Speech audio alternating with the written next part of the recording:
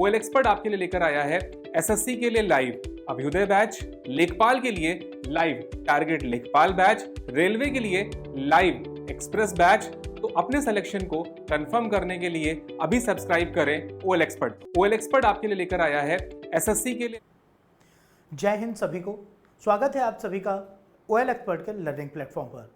आज यहाँ पर जो आपका लेखपाल बैच है और लेखपाल बैच में बेटा हम लोग आज जो बहुत महत्वपूर्ण टॉपिक डिस्कस कर रहे हैं वो है हमारा कंकाल तंत्र, क्योंकि ये हमारे शरीर का आधार होता है और इसके ना होने से हमारा शरीर सिर्फ और सिर्फ एक क्या करेगा, एक लोथड़े की तरह, मांस की लोथड़े की तरह, एक बंडल की तरह रहेगा और जिसको कहीं भी डंगा दिया जाए कोई शेप नहीं होगा, कोई काम हम लोग नहीं कर पाएंगे। तो इसलिए हम लोग इसके बारे में जानते हैं आज, ठीक है। यहाँ पर जैसा कि आप लोगों को दिख रहा है कि ये हमारे सोशल मीडिया हैंडल्स हैं। एग्जाम के जो भी अपडेट्स हैं आपको वो यहाँ से आपको आसानी से मिल जाएंगे और इवन पीडीएफ आपको कहाँ से मिलेगा, टेलीग्राम से मिलेगा। तो सभी लोग टेलीग्राम जरूर ज्वाइन करिए। और यहाँ पर बेटा है क्या कि एग्जाम में जब भी कोई भी नोटिफिकेशन आता है या अपडेट्स मिलता है वो आप तक पहुँच नहीं पाता, तो उसके लिए यहाँ पर इनको ज्वाइन जरूर कीजिएगा, ठीक है। अब यहां पर हम लोग बात करते हैं कंकाल की। तो कंकाल तंत्र सबसे पहली चीज जो बेटा है क्या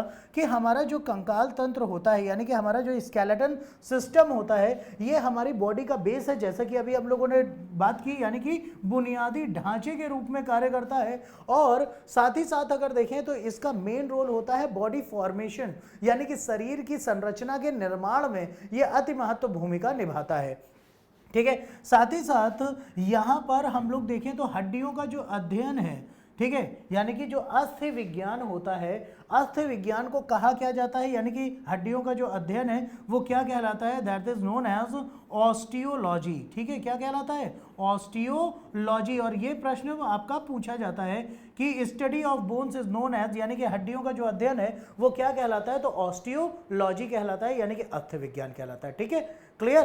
अब साथ ही साथ यहां पर देखें तो हमारी जो हड्डियां हैं ये ऐसा नहीं है कि बस पूरी एक ही हड्डी सब आपस में पूरी तरीके से जुड़ी हुई हैं, इनमें कहीं पर कोई भी मूवमेंट पॉसिबल नहीं है, यानी कि इनमें कोई भी मुड़ाव या घुमाव नहीं होता है। ये हमारी हड्डियां अलग अलग तरीके से, अलग अलग संधियों के माध्यम से, अलग अलग ज्वाइंट्स के थ्रू ये जुड़े होते हैं, ठीक है। साथ ही साथ यहां पर अगर हम लोग देखें तो यहां पर जो हमारी हड्डियां होती हैं हमारे शरीर में लगभग, यानी कि मानव शरीर में अगर देखा जाए तो कितनी हड्डियां होती हैं, लगभग 206 हड्डियां, लगभग नहीं, यानी कि हमारे मानव शरीर में कितनी हड्डियां होती हैं, तो एक स्वस्थ वयस्क मनुष्य के शरीर में 206 बोन्स यानी कि 206 हड्डियां होती हैं, ठीक है। कितनी हड्डियां होती हैं, तो 206 हड्डियां होती है। साथ ही साथ अगर हम लोग देखें तो न्यू बॉर्न इन्फेंट यानी कि नवजात बच्चे में जिसने अभी अभी जन्म लिया है, ठीक है, उसके शरीर में अगर हम लोग देखें तो कितनी हड्डियां होंगी, तो हमारी 300 बोन्स प्रेजेंट होती हैं। राउंड फिगर में ये कंसीडर किया जाता है, इसलिए 300 बोन आपका ऑप्शन में राइट होगा, ठीक है। अब ये हड्डियां जो होती हैं ये हमारा स्केलेटन यानी कि ढांचा है, इनके ऊपर क्या होती हैं, हमारी मसल्स प्रेजेंट होती हैं, पेशियां होती हैं। पेशियों के साथ साथ यहाँ पर ब्लड सर्कुलेटरी सिस्टम के लिए यानी कि रक्त परिसंचरण के लिए रक्त नलिकाएं भी इन्हीं में से जुड़ी होती हैं। लिम्फेटिक सिस्टम जो होता है वो भी हमारा इसी से जुड़ा होता है। साथ ही साथ फिर इसकी कवरिंग के लिए क्या होता है, हमारे शरीर का जो सबसे बड़ा अंग है जिसको कहा जाता है स्किन, उससे हमारी पूरी बॉडी क्या रहती है, कवर्ड रहती है, ठीक है, क्लियर। तो मानव शरीर का जो सबसे बड़ा अंग है, अंग कौन सा है, तो स्किन होती है, ठीक है। अब हड्डियों को अगर देखें, अपने कंकाल को देखें तो सबसे पहला पार्ट क्या कहलाता है, मस्तिष्क खोल यानी कि क्रेनियम इसको कहा जाता है, जो कि खोपड़ी का पोर्शन है। खोपड़ी में दूसरी हड्डी जो कि चलायमान है, सिर्फ एक हड्डी जो कि मूवेबल है, कौन सी, निचला जबड़ा, जिसको हम लोग कहते हैं मैंडिबल कहते हैं, ठीक है। फिर इसके बाद हमारी क्लैविकल होती है, क्लैविकल यानी कि कॉलर बोन। आप लोग अपने गले में यहां पर देखेंगे कि एक हड्डी इधर से कंधे तक जुड़ी हुई है, ये आपकी क्या होती है, क्लैविकल होती है। और आप में से कई लोग इसको ब्यूटी बोन के नाम से जानते हो, क्यों, क्योंकि आपके शरीर में फैट कंटेंट ज्यादा नहीं है, तो ये विजुअलाइज होती है, दिखती है आपको, और कहते हो कि हमारी सुंदरता बहुत अच्छी है, एक्स्ट्रा फैट नहीं है, तो हम बहुत ज्यादा सुंदर नजर आ रहे हैं, अच्छे नजर आ रहे हैं, तो क्लैविकल यही है, ठीक है। इसके बाद कंधे में पीछे की तरफ जो आपको तिकोनी हड्डी है दिखती है, इसको कहते हैं स्कैपुला। ठीक है, सीने में बीच में आगे की तरफ यहां पर अगर आप देखिए तो इस मिडिल पॉइंट पर एक उपास्थि होती है और इसको हम लोग कहते हैं स्टर्नम। ठीक है, हमारी बाजू की जो हड्डी होती है, बाइसेप की जो बोन होती है, ये हमारी क्या कहलाती है, ह्यूमरस कहलाती है। ठीक है, वहीं जो हमारी आगे फिर पसलियां हैं, पसलियों को हम लोग कहते हैं रिब केज, यानी कि पसलियों का एक क्या है, पिंजरा है। और इस पिंजरे के अंदर क्या होता है, इस पिंजरे के अंदर बेटा कैद होते हैं हमारे फेफड़े और हमारा हृदय, ताकि वो सुरक्षित रह सके। नाजुक होते हैं, नाजुक चीजों को ही पिंजरे में रखा जाता है। ठीक है, और पीछे की तरफ हमारी होती है स्पाइन, यानी कि रीढ़ की हड्डी, जो कि बैक साइड में बैकबोन कहलाती है। ठीक है, वहीं जो हमारी एल्बो है, कोहनी है, कोहनी के बाद यहां पर दो हड्डियां होती हैं, एक तो होती है रेडियस और दूसरी होती है अल्ना। अगर आप लोग देखिए हाथ को ऐसे फ्रंट की तरफ करिए तो बाहर की तरफ जो हड्डी है ये है रेडियस, अंदर की तरफ जो हड्डी है वो है अल्ना। ठीक है, इसके बाद आपकी हथेलियों का पोर्शन आता है, तो हथेलियों में अगर देखिए तो यहां पर आपकी क्या प्रेजेंट होती हैं, कार्पल्स। सबसे पहले तो कलाई की हड्डी कार्पल्स कहलाती है, फिर हथेली में जो हड्डी होती है उनको कहते हैं मेटाकार्पल्स, और उंगलियां कहलाती हैं हमारी फैलिंजेस। ठीक है, क्या कहलाती हैं, फैलिंजेस, इनका नाम होता है। देखो ये नाम बहुत अजीब लग रहा होगा, लेकिन जब आप 2-3 बार सुन लेंगे तो आपको याद हो जाएगा। और साथ ही साथ इनसे डायरेक्ट क्वेश्चन पूछे जाते हैं कि हमारे हाथ में कौन सी हड्डी होती है, तो ह्यूमरस, रेडियस और अल्ना। ठीक है, क्लियर। अब यहीं पर रीढ़ की हड्डी जो हमारा क्या है, रीढ़ की हड्डी यानी कि स्पाइन का पोर्शन है। स्पाइन के पोर्शन के बाद अगर हम लोग देखें बेटा तो यहां पर जो हमारा क्या है, पेल्विक गर्डल, कमर की हड्डी है। कमर की हड्डी की अगर बात की जाए तो सबसे पहले क्या है, कोएक्सियल बोन होती है। ठीक है, कमर में जो हमारे ऊपर में, जहां पर हम लोग जब भी ट्राउजर्स पहनते हैं, पैंट पहनते हैं, बेल्ट लगाते हैं, तो ये ऊपर जहां पर लगता है ये आपका क्या कहलाता है, ये आपका कहलाता है कोएक्सियल बोन। इसके बाद जो रीढ़ की हड्डी में नीचे जो कहा जाता है कि पहले हम लोगों के पास पूंछ हुआ करती थी, वहां पर आपका सैक्रम और कोकिक्स का पोर्शन होता है। ठीक है, कोएक्सियल बोन जो है ये आपके पेल्विक गर्डल यानी कि कमर के पोर्शन को बनाती है। इसके बाद कमर के बाद किसकी शुरुआत होती है, आपके पैर की, और पैर में आपका कौन सी जांघ में हड्डी है जिसको कहते हैं फीमर, जो कि मानव शरीर की सबसे लंबी हड्डी होती है। ठीक है, इसके बाद घुटने में आप अपने देखिए आगे एक कटोरी जैसा गोल गोल है, इस हड्डी को कहते हैं पटेला। ठीक है, क्या कहा जाता है, पटेला कहा जाता है। ठीक है, और फिर घुटने में ही, घुटने से लेकर के टखने तक बीच में, जैसे यहां पर हमारे बाजू में 2 हड्डियां होती है, वैसे ही पैर में भी 2 हड्डियां होती हैं। और ये कौन कौन सी होती हैं, एक तो होती है टीबिया जो कि आगे की तरफ मजबूत होती है, और दूसरी होती है फिबुला। ठीक है, तो टीबिया और फिबुला कहाँ की हड्डियां हैं, वो आपके पैर की हड्डियां हैं। अब इनमें देखें तो याद करने के लिए कंफ्यूजन हो जाता है रेडियस अल्ना और टीबिया फिबुला में। तो देखिए फीमर किससे स्टार्ट हो रहा है, एफ से स्टार्ट हो रहा है, तो टीबिया और फिबुला, फिबुला में भी क्या है, एफ है, तो ये कहाँ की हड्डियां हैं, ये पैर की हैं। ठीक है, इसके बाद आपका जैसे हाथ में कलाई है वैसे पैर में भी ज्वाइंट है, वहां पर अगर आप देखिए तो उस हड्डी को, ज्वाइंट को कहा जाता है टार्सल्स। पैर के पंजे में, जैसे हथेली में हड्डियां थी, तो पैर के पंजे में जो हड्डियां होती हैं उनको कहते हैं मेटाटार्सल्स, और उंगलियों को क्या कहा जाता है बेटा, फैलिंजेस ही कहा जाता है, चाहे वो हाथ की उंगलियां हो चाहे वो पैर की उंगलियां हो। तो ये आपके हड्डियां जो मेन हड्डियां हैं, मुख्य हड्डियां हैं, ये सभी मिलकर के आपके कंकाल को डिजाइन करती हैं। अब देखो मानव शरीर यानी कि हमारा जो शरीर है वो क्या है, मानव शरीर कोशिकाओं से मिलकर के बना हुआ है। ठीक है, और कोशिकाएं क्या करती हैं, ये इनके अंदर कार्य होता है, इनके अंदर एनर्जी, ऊर्जा का उत्पादन होता है, तभी जाकर के कोई भी कार्य हमारा संपन्न हो पाता है। ठीक है, अब जो हमारा कंकाल तंत्र है, ये पूरा कंकाल है, इस कंकाल को हम लोग बेसिकली 2 भागों में विभाजित करते हैं। ठीक है, कौन कौन सा, एक तो कहलाता है हमारा एक्सियल स्केलेटन। एक्सियल स्केलेटन इसको कहा जाता है बेटा अक्षीय कंकाल। ठीक है, क्या कहा जाता है इसको, इसको कहा जाता है अक्षीय कंकाल। ठीक है, अक्षीय कंकाल। और दूसरा होता है हमारा एपेंडिकुलर स्केलेटन, इसको कहा जाता है उपांग कंकाल। ठीक है, क्या कहते हैं, उपांग कंकाल इसको कहा जाता है। तो axial skeleton and appendicular skeleton, यानी कि अक्षीय कंकाल और उपांग कंकाल। अब कंकाल में ये दो भाग कौन से हैं? देखो बेटा, एक्सियल स्केलेटन जो होता है, जो हमारे शरीर के अक्ष पर स्थित हो, यानी कि सेंटर में स्थित हो, वो हमारा अक्षीय कंकाल कहलाएगा। और अक्षीय कंकाल में हमारा क्या होता है? एक तो आती है हमारी खोपड़ी, यानी कि हमारा स्कल आता है, दूसरा आता है वर्टिब्रल कॉलम, यानी कि रीढ़ की हड्डी आती है, और तीसरा आता है थोरैसिक केज, यानी कि जिसको हम लोग रिब केज कह देते हैं, यानी कि पसलियां। ठीक है, ये सभी हमारे किसके पोर्शन है? अक्षीय कंकाल के होते हैं। लेकिन वहीं उपांग कंकाल की बात करें, यानी कि एपेंडिकुलर स्केलेटन, तो यहां पर मिडिल वाले को अगर छोड़ दें, यानी कि हमारे पहले तो बोन ऑफ गर्डल्स, यानी कि मेखलाओं की हड्डियां, अंश मेखला और श्रोणि मेखला, यानी कि कमर की हड्डी को पेल्विक गर्डल कहते हैं, श्रोणि मेखला कहा जाता है। और हमारा ये क्या है? पेल्विक गर्डल के बाद ये क्या है? पेक्टोरल गर्डल, यानी कि अंश मेखला है। तो कंधे और कमर की हड्डियां और हमारे हाथ और पैर की हड्डियां ये आती हैं किसमें? एपेंडिकुलर स्केलेटन, यानी कि उपांग कंकाल में आती हैं। ठीक है, किसमें आती है? हमारे उपांग कंकाल के पोर्शन में आती हैं। अब हम लोग बात करते हैं बेटा स्कल की। तो हमारा जो स्कल होता है, खोपड़ी जो होती है, खोपड़ी में कई सारी हड्डियां मिल करके हमारे स्कल को डिजाइन करती हैं, जिसके अंदर सबसे खुराफाती पोर्शन यानी कि हमारा ब्रेन निवास करता है।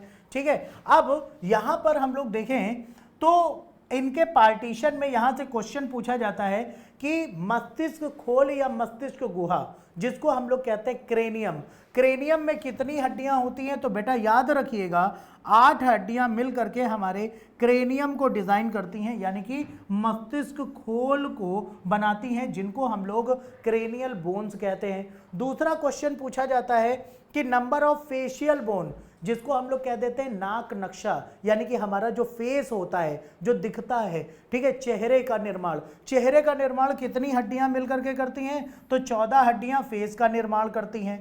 ठीक है, अब यहीं पर देखा जाए तो जो हमारी ऑडिटरी बोन्स होती है, यानी कि सुनने के लिए, तो हमारे कान में, एक कान में, यानी कि लेफ्ट ईयर की अगर बात करें तो इसमें 3 हड्डियां हो जाएंगी, और राइट ईयर की बात करें तो इसमें 3 हड्डियां हो जाती हैं। तो जो ऑडिटरी बोन्स होती हैं, यानी कि सुनने में जो सहायक होती हैं, वो कितनी हड्डियां होती हैं? तो 6 हड्डियां।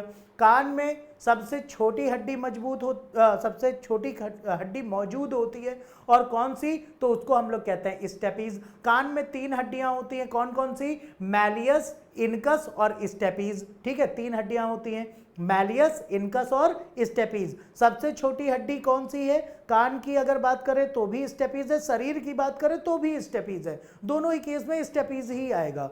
ठीक है, क्लियर। साथ ही साथ यहां पर अगर हम लोग बात करें तो खोपड़ी में एक हड्डी होती है जिसका कि अटैचमेंट दूसरी हड्डियों से नहीं होता, ये जीभ को बाहर निकालने में मदद करती है, और ये है हायाइड बोन। ठीक है, जो कि यही हमारे खोपड़ी में ही स्थित होती है।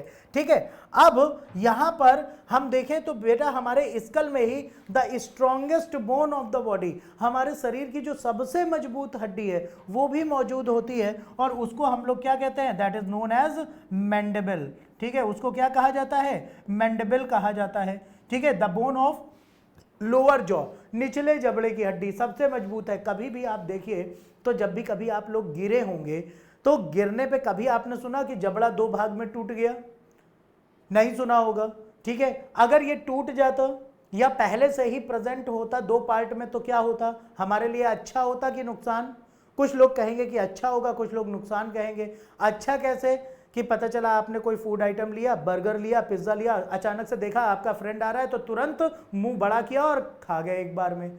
स्नेक के केस में आप देखिए तो उसका जो मैंडिबल का पोर्शन होता है ये अलग होता है, सेपरेट, और ये अपने माउथ के साइज से 10 गुना बड़ी चीज को भी क्या कर लेता है? आराम से निगल लेता है, इनगल्फ कर लेता है। ठीक है, तो ये आपका जो मैंडिबल है, it is the strongest bone of the body, यानी कि आपके शरीर की जो सबसे मजबूत हड्डी है वो मैंडिबल ही होती है। ठीक है, क्लियर।